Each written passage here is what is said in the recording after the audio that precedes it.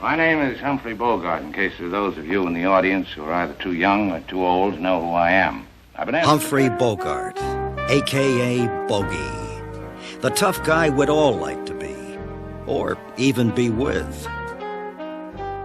The other times, you're just a stinker.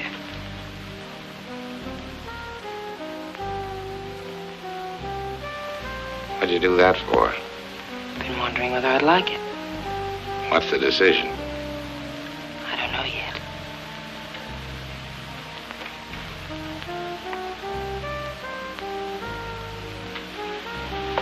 It's even better when you help. He's the guy who's seen it all, done it all. Listening to nobody but himself. He somehow always managed to do the right thing. Where I'm going, you can't follow. What I've got to do, you can't be any part of. Ilsa, I'm no good at being noble, but it doesn't take much to see that the problems of three little people don't amount to a hill of beans in this crazy world. Someday you'll understand that. Now. He's looking at you, kid. I found him fascinating. There was something mysterious about him. And it was dangerous. It was danger around him. He had no side, no pretensions, and loved having a good time. He was never quite as drunk as he pretended to be. He was not an alcoholic or anything of that sort, but on his holidays, why, he loved to hit corners. Bogey always called himself a last century boy because he was born on Christmas Day of 1899. He was a very old-fashioned man in many, many ways, and he was very much a gentleman. On Sunday morning, January 13th, 1957, Betty told Bogey she was going to pick up the children from Sunday school.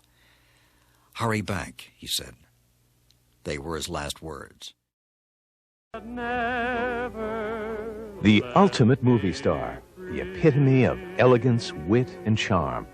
Cary Grant was a self-made man who never lost his ability to connect with people from all walks of life. As film critic Pauline Kael put it, what he can do, nobody else has ever done so well. It's a new tune. I didn't hear you. Yes, it just came in. Would be nice to dance to. It is. What's on the other side? Well, it's another new one. Would you mind playing it for me? Yeah. This way.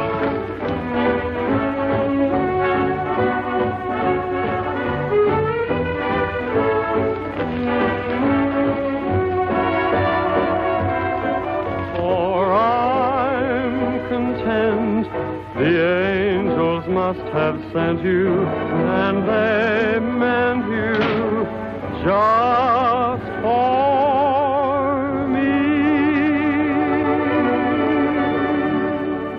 Grant's career flourished in the late 30s as directors discovered in him a rare combination of leading man looks and deft comedic acting ability.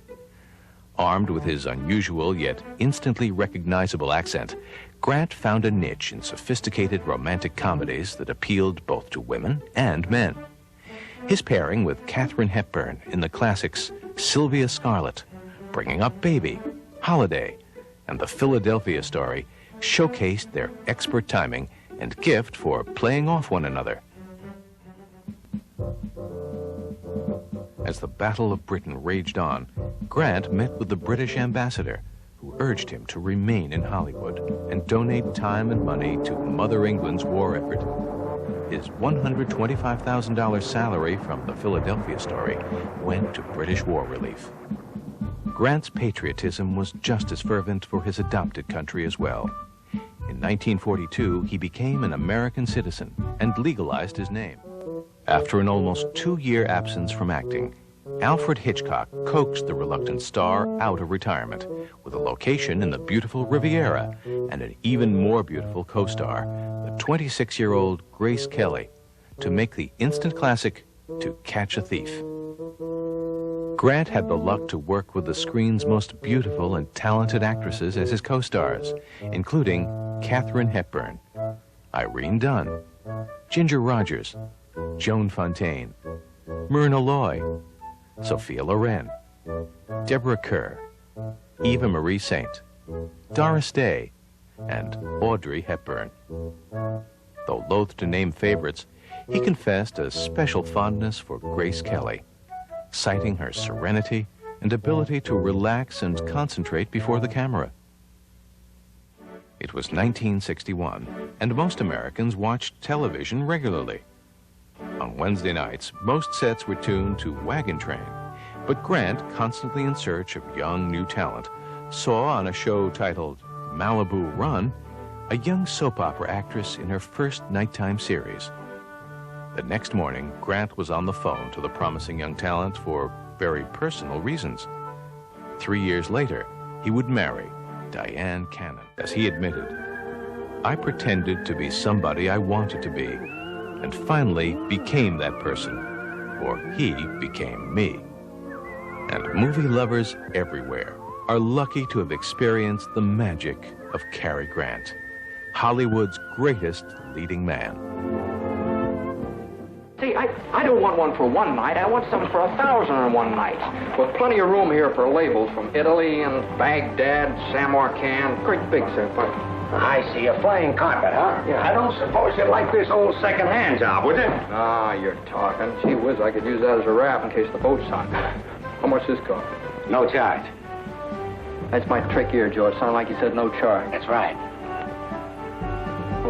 What's my name doing out A here? little present from old man Gower. Came down and picked it out himself. He did? What do you know about that? My old boss. What boat are you sailing on? Well, I'm working across on a cattle boat. A cattle boat? Listed and admired motion picture stars of the century. James Stewart won America's heart with his small-town honesty, lanky charm, and trademark stammer. President Harry Truman spoke for the nation when he said, "If Bess and I had had a son, we'd want him to be just like Jimmy Stewart." Jimmy Stewart's appeal was his freshness, his boyishness. He was a great actor, but all looked so simple when he did it. It didn't look like acting. And I think that was his charm, that was his appeal. His performances have always been the essence of simplicity, honesty, directness, and incredible charm. He's one of the great film actors and personalities of the film world. Jimmy Stewart is a person that makes you feel totally at ease without seeming to do anything special. He's just a very gracious, natural kind of person. But I don't think there's anybody that's ever been better than Jimmy Stewart. He was brilliant in the pictures that I worked with him in. He was brilliant in all the pictures I've ever seen him in. The Great Depression had made jobs scarce, so after graduation, Jimmy traveled to Cape Cod, Massachusetts for a season of summer stock with the university players and his Princeton buddy, Joshua Logan. There, he worked alongside future stars Henry Fonda and Margaret Sullivan. Stewart landed a small part in the biographical play Carrie Nation and traveled with a company to New York to make his Broadway debut in 1950. James Stewart had a new energy and commitment to acting, but found his career drifting. When he came back from the war, the first movie he did was It's a Wonderful Life, and he waited a while for that. And it was a very dark movie. And the movies that followed were much grayer, much more complex. His characters were more complex. The situations were more complex. I believe that he was intrigued by these kinds of stories because he saw the face of war.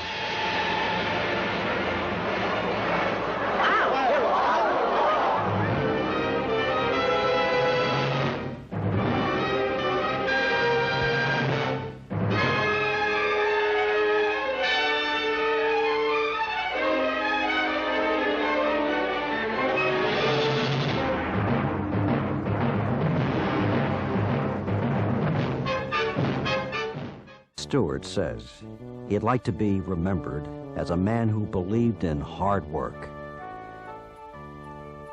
decent values, a love of country, family, community, and God. His movies reflect those beliefs, and audiences for more than 50 years have embraced Jimmy Stewart as their hometown hero.